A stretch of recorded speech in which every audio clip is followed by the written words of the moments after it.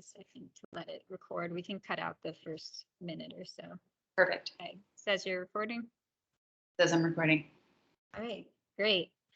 Well, welcome everyone to our CLE. And thank you guys so much for, being at home wherever you are listening to us.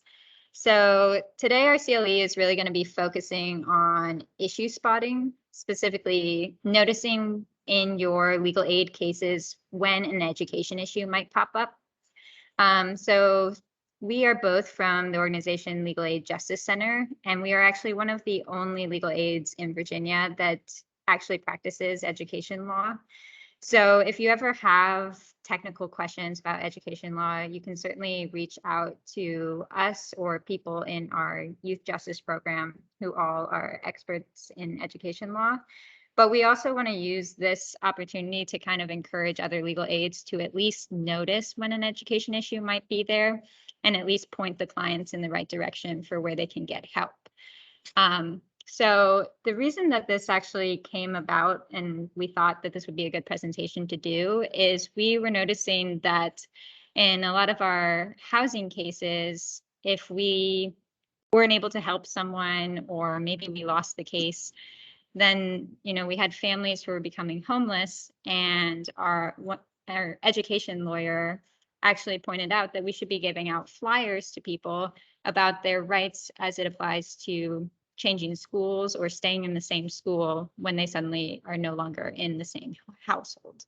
So because of that, I thought it would actually be good that we could start talking about when these types of issues pop up and how to recognize them, not just in the housing context, but across like all of our civil legal practice areas. So my name's Louisa Rich. I used to be in the youth justice program, and so I used to do a lot of education law. I moved into doing a lot of housing law, and now I'm actually kind of overseeing our intake process. And we're really working towards doing more holistic intake, which means that we're looking at how to connect our clients across different issue areas. And then my colleague here, Michaela Lieberman, or Michaela Martin now, do you want to introduce yourself? And I'd love to. Right. Thank you. Hi, Louisa. Hi, everybody at home. Thanks so much, as Louisa said, for tuning in. My name is Michaela Lieberman Martin, but Michaela Lieberman, Michaela Martin, Michaela, whatever comes to mind is fine by me. I use she, her pronouns. I'm the health justice attorney at Legal Aid Justice Center, and I don't practice in special education law, but I'm lucky enough to practice alongside folks like Louisa and others who do.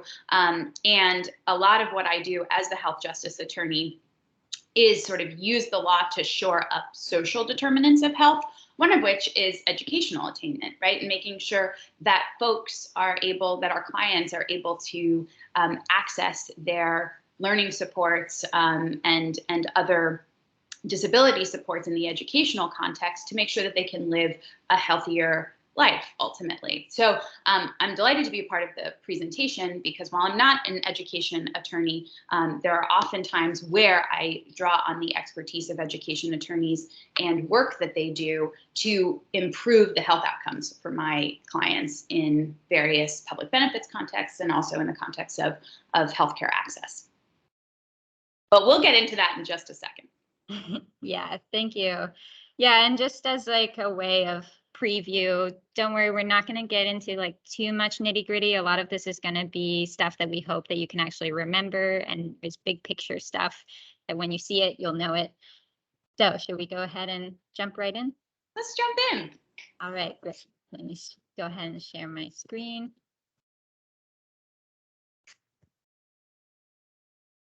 All right.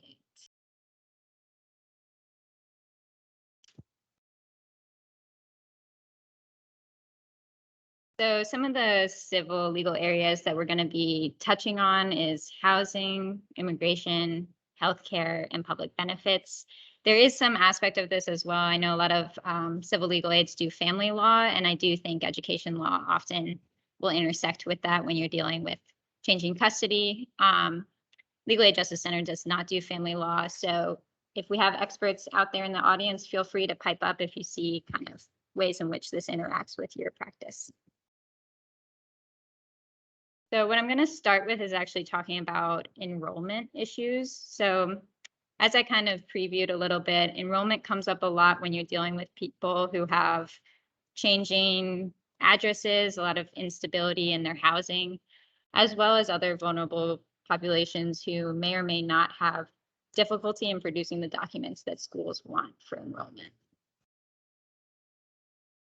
So as I mentioned, one of the big things that you should think about is anytime you have an eviction case, if that eviction family has school age children, you should be thinking about the fact that schools have this extra protection that actually helps people stay in their same school, even if they're moving outside of the school district. So this is called the McKinney-Vento Homeless Assistance Act. A lot of people just refer to it as McKinney-Vento for short. So if you say the words McKinney-Vento, the school will usually know what you're talking about. But a good checklist for seeing if your client or your client's kids actually check these boxes is right here with whether you're staying with friends or family due to homelessness. So I think one misconception is that homeless means that you have to be in a homeless shelter or you have to be on the streets. But if you're simply going and staying with relatives because you lost your housing or for some reason you felt unsafe in your housing, then that can be considered homeless. The same is true for kids that are waiting foster care placement. And obviously, if you're staying in a homeless shelter, you would be considered homeless. But even if you're staying in a motel or hotel, if it's not a long-term stay, that can also be considered homeless. So in terms of what rights the student has, if they do qualify into those previous categories, they actually have the right to continue attending their school of origin, which means whatever school they were at before they became homeless, and they can do that for the rest of the entire year. But they can also, if they choose to, enroll in the school in the area where they move. So pretty much they get two choices, whereas normally you would just have the one choice of whatever district you live in. So that can be really important to let the client know. I think I often think it's just oh, you just stay at the previous school. But if there's actually a reason why they want to move to the new school, they can certainly do that as well. The other right that they have is to enroll in the school immediately. So normally schools have a lot of documents that they require as part of the enrollment process, but you kind of get to bypass that if you actually qualify for this protection, which can be really important, especially when you're dealing with families who they've just moved, they've lost their documents, a lot of stuff happens. The other thing that they get the right to is transportation. So this is huge. If you're talking about being in a totally different district, they might not have transportation. So that actually makes it so that it's actually possible for them to go pretty far across town and stay at their previous school just to maintain that stability. Now, the great thing about this is you actually don't need to know too much and you don't need to fight too hard because all schools are obligated to have a McKinney-Vento person. So as long as you recognize that this exists, you can go ahead and tell the family to contact their McKinney-Vento office. That person hopefully will be fighting for this kid and hopefully will understand the law. Now, there are sometimes issues with different schools can actually fight this law a little bit because different schools have different funding issues and they don't want to accept all students. But I would say a great place to start is just contacting that McKinney-Vento office and seeing if you can convince them.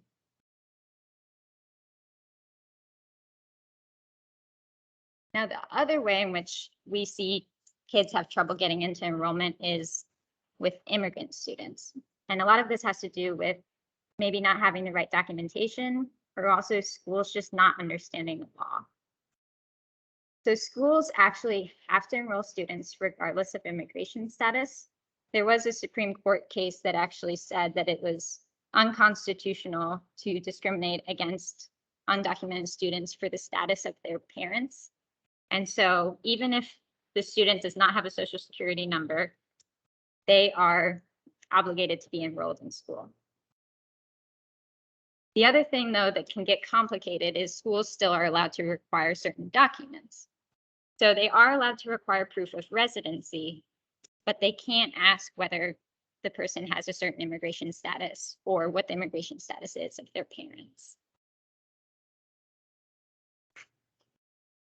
In addition, schools can actually ask for Social Security numbers, but the law says that you actually have to tell the family that that's voluntary. So if the person doesn't have it, they can't deny them just for not having a Social Security number.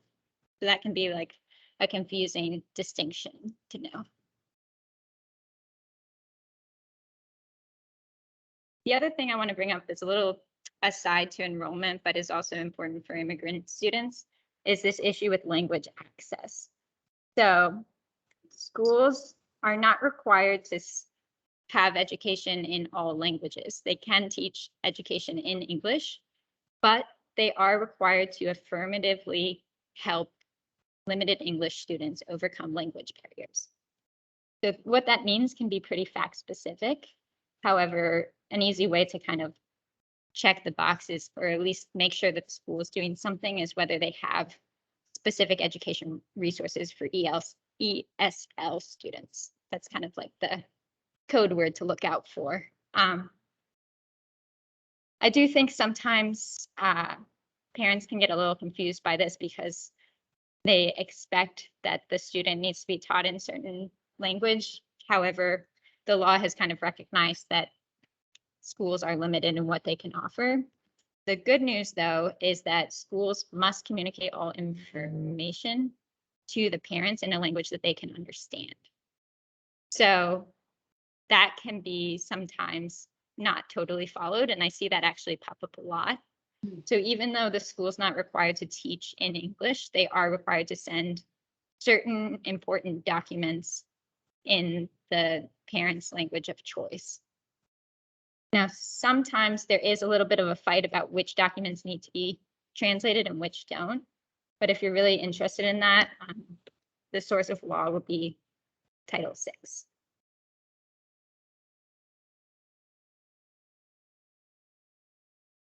Okay, so we're going to change gears a little bit here. And this is actually a preview to what Michaela is going to be talking about. But I wanted to give a little bit of background before we jump into it. So a lot of what we do in education law here, it is all about special education services. Now, I'm not going to worry you guys too much about getting students like set up with all the laws regarding special education, because it can be a little confusing. However, it's really important when we're talking about if you're doing a public benefits case or you're doing some sort of case where special education might be helpful, like the records might be helpful, it's important to kind of know where those are coming from and what they are. So I want to talk about the most common one, which is the Individualized Education Plan. This is known as the IEP, which you might have already heard of. So the IEP is actually something that schools are kind of obligated to find if a child needs an IEP. This is called their child find obligation. And if they have a student that's having bad grades or just problems in class, sometimes you can kind of put it on the school to say, hey, this kid might need something. And at that point, the school actually needs to do their own evaluation. So this is really great to know, because if you have, parents with kids that are struggling in school, maybe they're getting in trouble a lot, you can actually put it on the school to be like, hey, does this kid have a disability? And the school actually should have programs that test the kid's disability. So they can be referred to special education, and then they can do evaluations, or they can decide that evaluations are not necessary. And then if they do evaluations and find that the kid is eligible, then they can actually develop what's called the IEP. Now, the IEP has basically anything in the school setting that they would need to succeed. So that might include like extra time on a test. That might include extra breaks throughout the school day. And that might even include like an aide in class. So in addition, though, it's going to have all the records of what that kid's actual disability is and why they need all of those accommodations. So it can be really good if you need, for some reason, to show that the kid has a disability, to point that an IEP was already done and the kid was already found to have that disability. All right, so in terms of the timeline, it basically works in several steps. As I kind of mentioned, you have the initial referral. So with that referral, you're basically identifying that this kid may or may not need an IEP. And then that goes to the special education administrator. That person actually has 3 business days to make a decision to evaluate or deny the evaluation. So this is all very specific. So if you do have a kid that's going through this, you can always refer the school to this code, and that can kind of put pressure on them to actually follow what their obligations are. In addition, the school must complete an initial evaluation and have a meeting to make an eligibility decision within 65 business days. So that can actually be pretty long, especially when you think about counting out weekends and everything. But at least it's within that school year period, and hopefully it would make sure that everything is complete by that time period. So then we have the initial IEP. So this is what I was talking about in terms of like actually writing everything out. It can usually be quite detailed, and this is actually an opportunity, if you have the capacity to do it, to really advocate for the kids' needs. Because while a school is obligated to do an IEP, it can be unclear what needs to be included in that. And the more you can include, usually the better. Because this is like the student's record that they can use in case they're in a classroom that doesn't want to follow what their needs are. They can always point to that and say, hey, I actually need this, and the school said so. So it can be really effective in getting the kid what they need. And it can be really important when we're talking about other advocacy, which we'll get into with Michaela. So what happens if you don't agree with this whole process? Maybe the school didn't find them disabled. Maybe the school did, but they aren't giving the right accommodations. So if you want to make a complaint, there is a process. I will say it's not super easy. However, if your family is interested in this and you at least want to inform them about it, the Virginia Department of Education does allow you to do what's called a due process hearing. So it's kind of what it sounds like. You have to say that the school didn't follow some certain process that they were obligated to do, but it is kind of the way to most easily enforce this. If you lose at this stage, you can appeal, and that's when you go into state circuit court. That's an even more uphill battle, but it is an avenue. If there is something egregious that the school did, then you can do that within 180 days. You can also go to federal court within 90 days, because this actually is a federal law. So you kind of have both options, federal and state court. Now, one thing I think we hear a lot about is IEP, but the other option is a 504 plan. A lot of people don't know what the differences between these two are. I think the easiest, most simplified way to explain the differences is a 504 plan tends to be more behavioral, or it can also be one of those disabilities where you actually need physical accommodations. So the actual definition is a disability that does not affect educational performance, but it might affect their way to kind of get around the school or to basically stay in class and not make disruptions. So sometimes this can bleed into two. So if you have a kid with ADHD, for example, they might be having a lot of behavioral problems. And I've seen it happen where the kid only has a 504 plan because they're actually great at math, but they're just making the other kids get distracted. However, sometimes I think the school does misdiagnose and puts them in a 504 plan when actually they do have education issues that are coming out of their behavioral problems. And so I think it's one thing to look out for, that sometimes you can have both, you might have a hearing disability and need hearing aids, so you have a 504 plan, but then you might also maybe have like slow processing and you need like extra time on a test. That would be an IEP plan. So you can have both. But both of these plans can show disabilities and both can have evaluations for them. And both can have accommodations. And one reason why there's two differences is the 504 plan actually lives under the ADA. So the ADA, I'm sure you guys have heard of, comes up in a lot of contexts. It can come up in workplace, but it also applies to the school context. Whereas the IEP plan is only under the IDEA, education law. So that's kind of, I think, why they're a little different. Okay, so now I'm going to switch over to Michaela.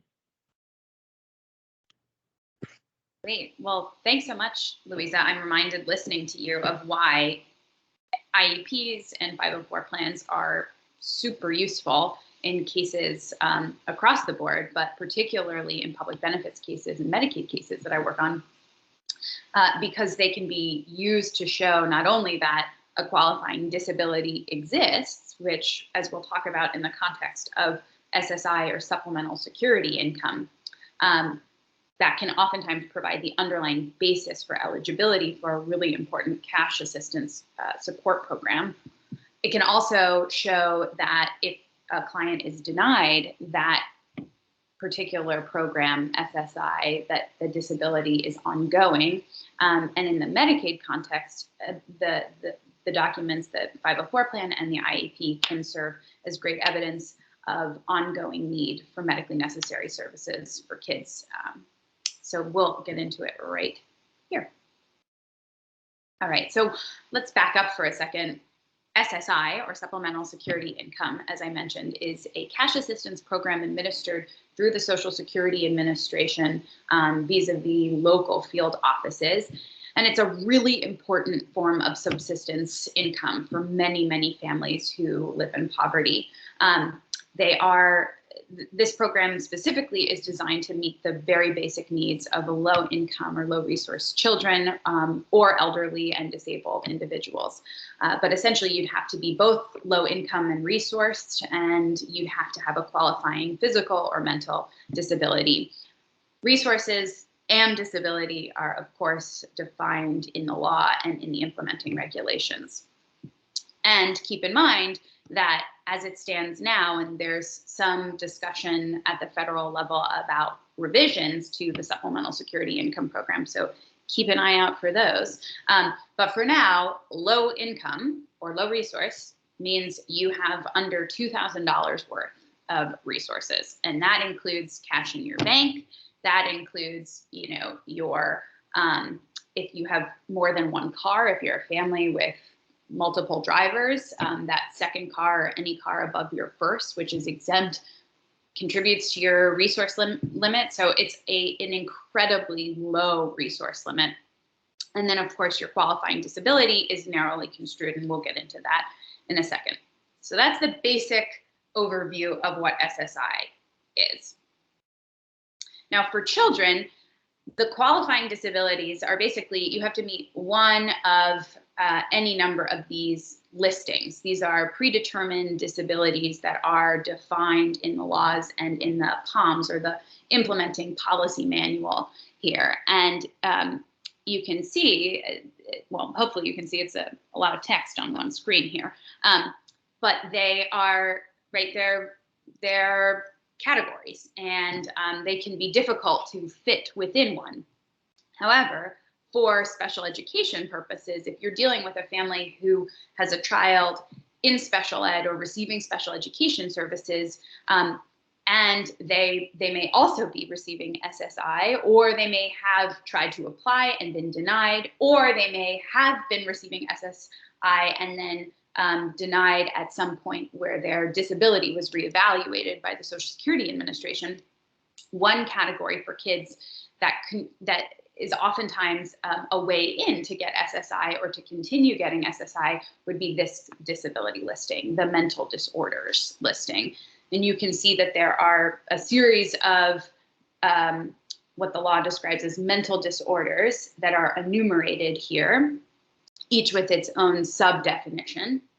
And you can imagine that the information contained in a student's IEP plan or 504 plan would help determine whether or not your particular client meets or functionally equals the listing. And I'll get into the difference between what meets means and what functionally equals means.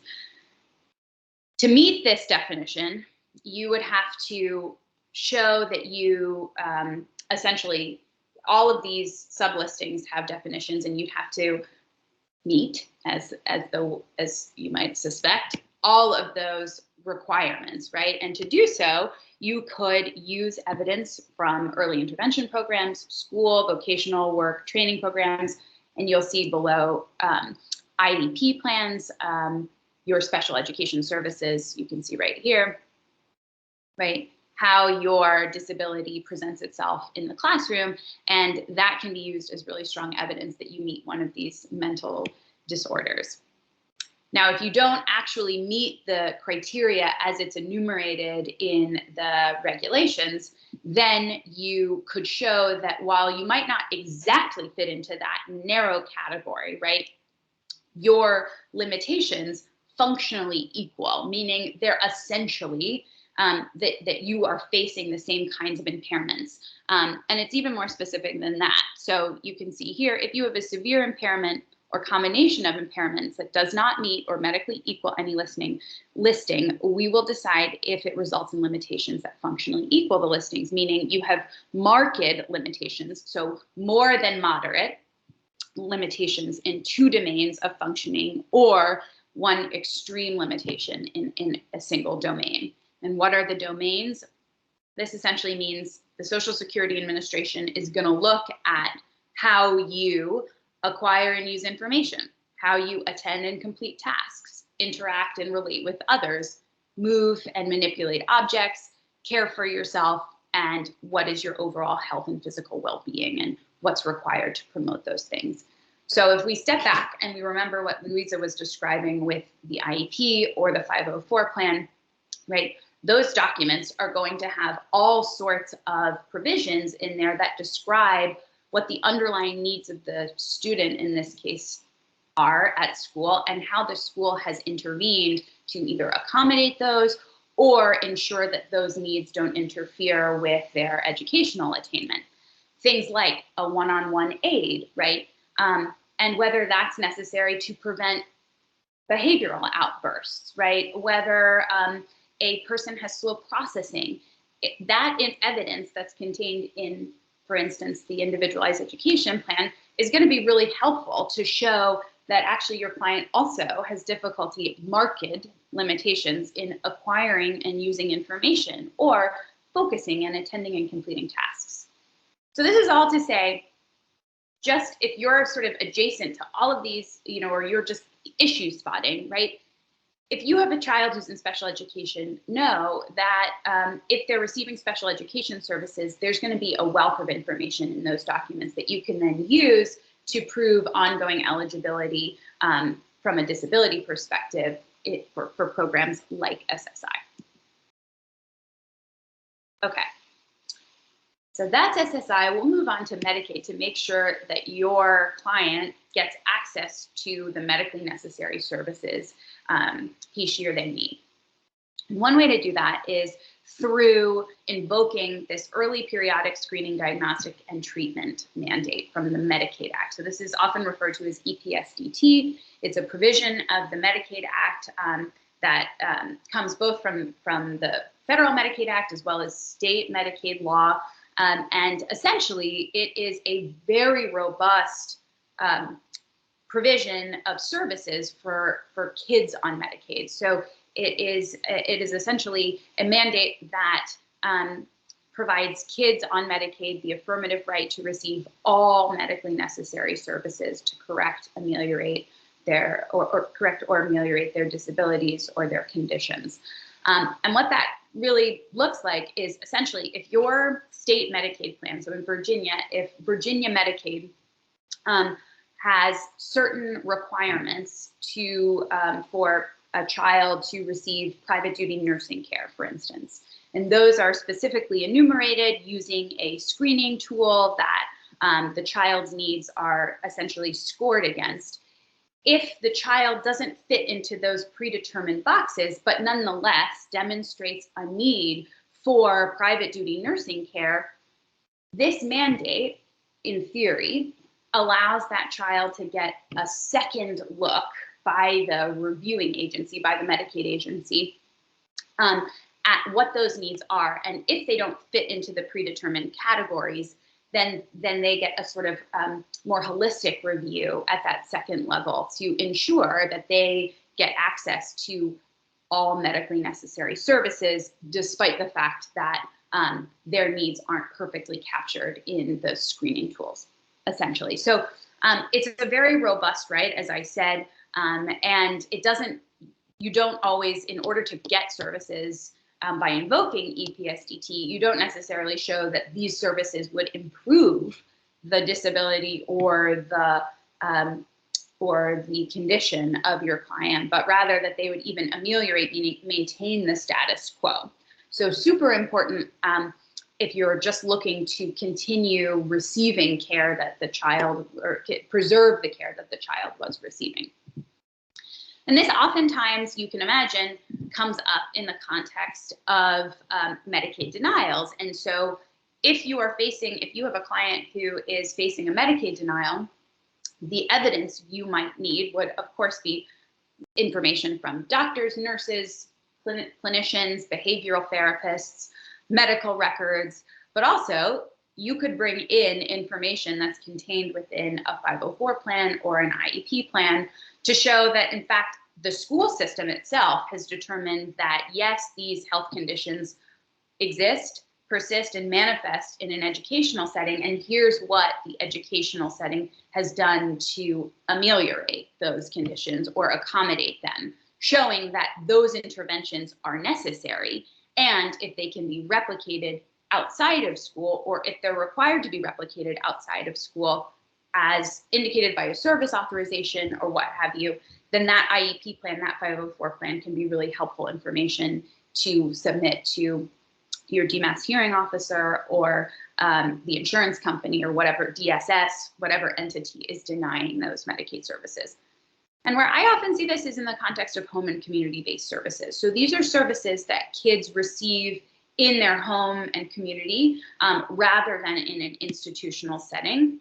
And they can be everything from, I can't tell if you can see this document. It doesn't look like it's showing up all that well. There's a little technical glitch. We'll go back to this slide. So these are services like private duty nursing or personal care services that are delivered to a child with ongoing chronic medically complex needs. And they can be help with activities of daily living, instrumental activities of daily living, special maintenance. So think things like bathing, eating, dressing, toileting, managing household chores, completing your homework, getting out into the community, various supports that allow a child to take full advantage of their community and the opportunities around them so that they can thrive and not ultimately face the risk of institutionalization, where in an institutional setting where they would be able to get high levels of care. In order to show that folks need those services, oftentimes you have to show what happens without those services, right? To show that they would be at the risk of institutionalization without them, or that those services are medically necessary. And again, you could look back to a student's IEP plan or 504 plan to show that, in fact, at school, they have an aide, a one-on-one aide all the time, suggesting because the child is likely to elope. And that same risk exists outside of the school context. And but for this personal care attendant or these personal care hours that you're applying for, that your client is applying for, without them, your client will elope at home, right? Those are important crossovers where using the information contained in a 504 plan or an IEP plan can serve as really strong evidence if your client is being denied important home and community-based services.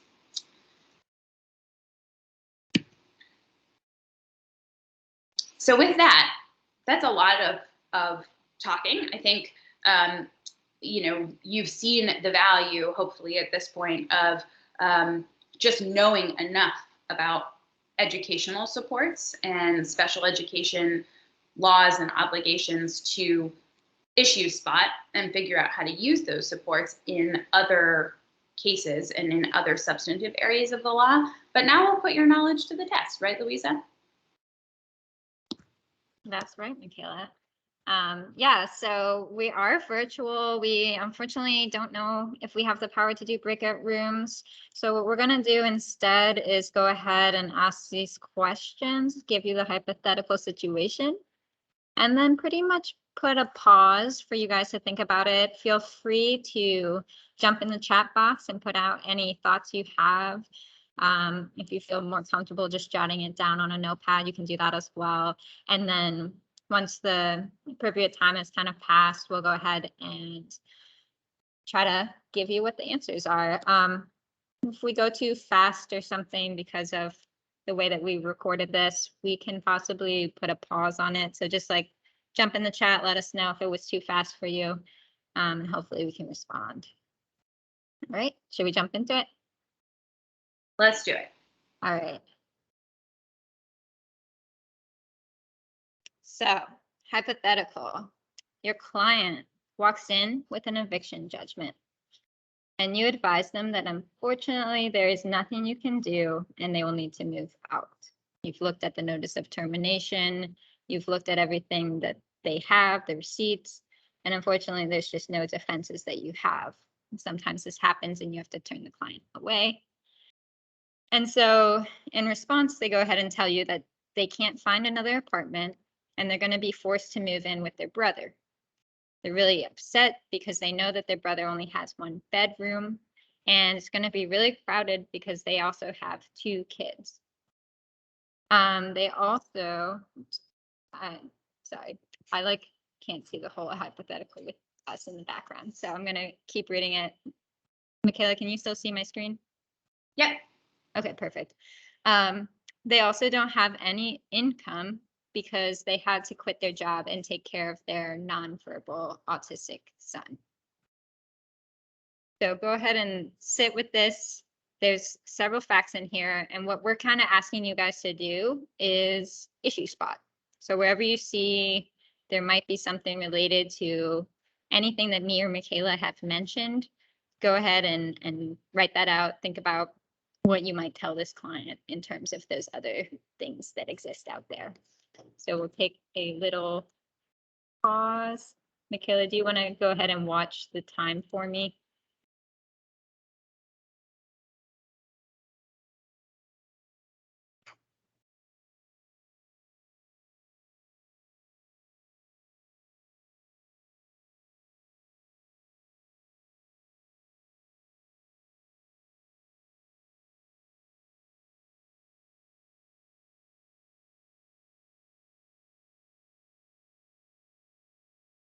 All right.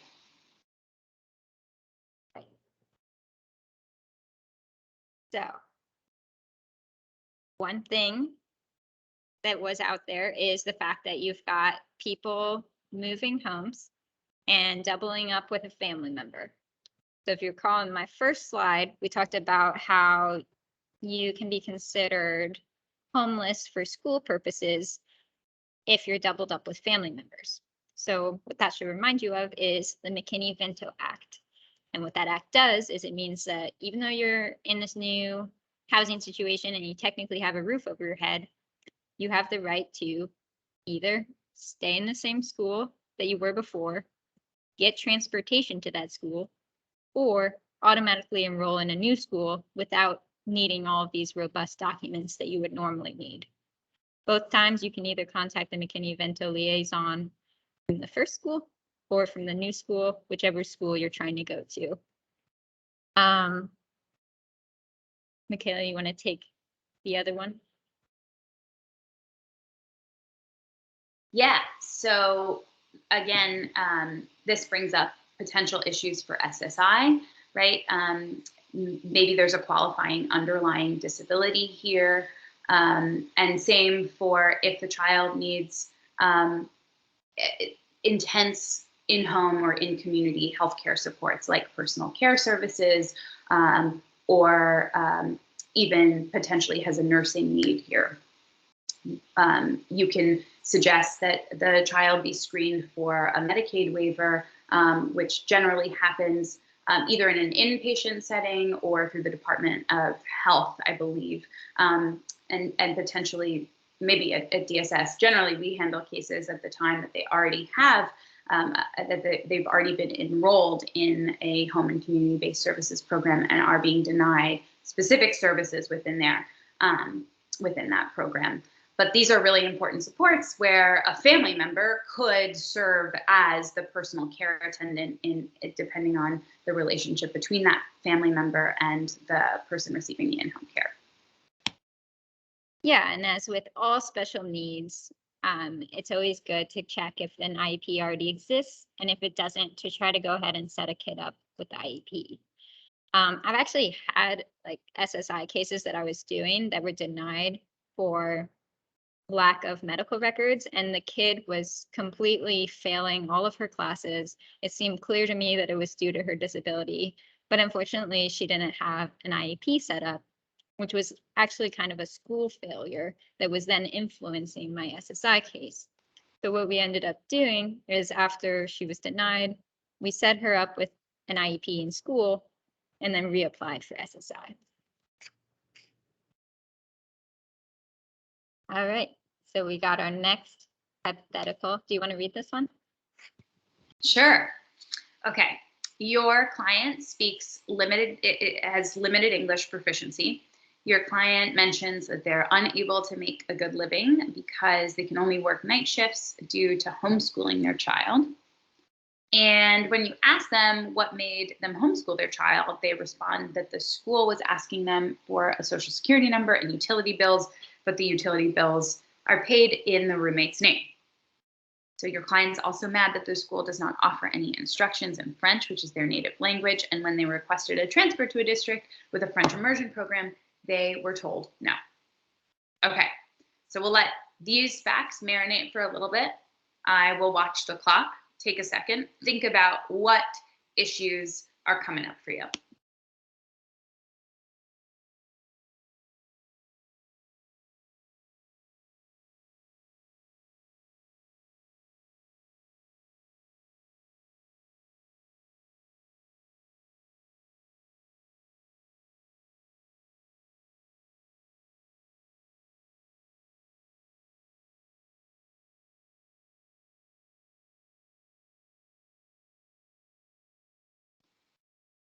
Okay. Louisa, Okay. Yeah. what issues are you spotting? Well, for one, I think we've got an immigrant kid, right? And one of the things I've mentioned previously is although a school can ask for documentation, including social security numbers, that the social security number in particular must be told to the family that that is voluntary. So the family is not required to produce social security numbers.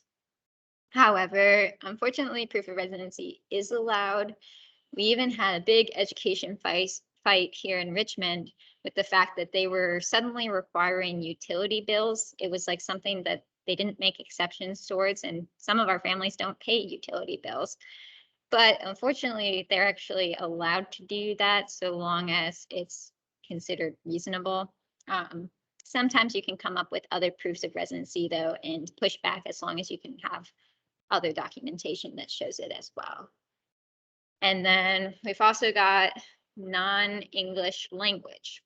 So if you remember my slides about language access, unfortunately, schools are not required to provide instruction in native language. So the fact that the family wants to go to a French immersion program, even though it exists in their area, it's not required, and therefore, since that's outside of their district, they wouldn't be allowed to just transfer their kid. However, if you remember, they do need services related to limited English proficiency. So You might need something like a side class for, extra English lessons or something that makes it so that they can access the materials. Um, so they could probably request that from the school. In addition, the parents don't speak English, so they actually could request written information to be sent to them in French. All right. Great. Okay, I can take this one. So your client is getting divorced and fighting over custody of their child. They're especially concerned because their child has special needs that are being served well by the current school district. They fought forever with the school to get this IEP in place, and they think that if the other parent gets custody, the child may be forced to go to a new school, and the whole process will have to begin again. And the IEP actually states that the child doesn't do well with change due to their disability. So I do want to put out there that this one, I'm kind of stretching what we've already told you. So some of this might be new information, but for all my family law attorneys out there, feel free to pop in with any of your expertise. And then also just kind of, if you don't know, go ahead and take an educated guess about how the IEP laws may or may not work in this situation. So we can go ahead and pause for another little bit and go ahead and think about this one.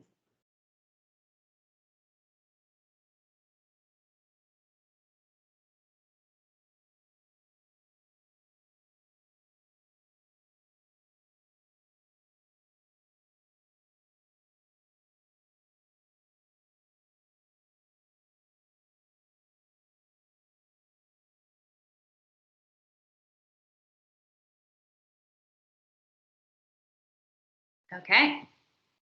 What do we think? Well, I'm hoping my family law attorneys will let me know if this is right, but my understanding of family law is that it's always best interests of the child. So where I see this helping with all the stuff that we've already talked about is that just as with everything else, SSI, Medicaid, you can actually go ahead and use IEPs or use 504 plans to show what the best interests of the child might be in terms of custody related decisions. But also, one law I don't think I actually mentioned, but I want you guys to know, is that if you do transfer to a new school within the same district, then the IEP should not change. It follows the student. However, if you go outside the school district, you actually may need to do a new IEP, but have no fear because you can at least use the old IEP for evidence and use it for advocacy that you should have the similar accommodations at the new school. Okay. Great. Yeah. If you guys have any questions, we actually will be live in the chat and can answer anything you guys need. Also, if you don't have questions right now, but you think of them later, feel free to reach out to us. Yeah, Michaela, do you have anything else to add? Nothing else to add, but thanks so much for your participation today and for all that you do. Thank you.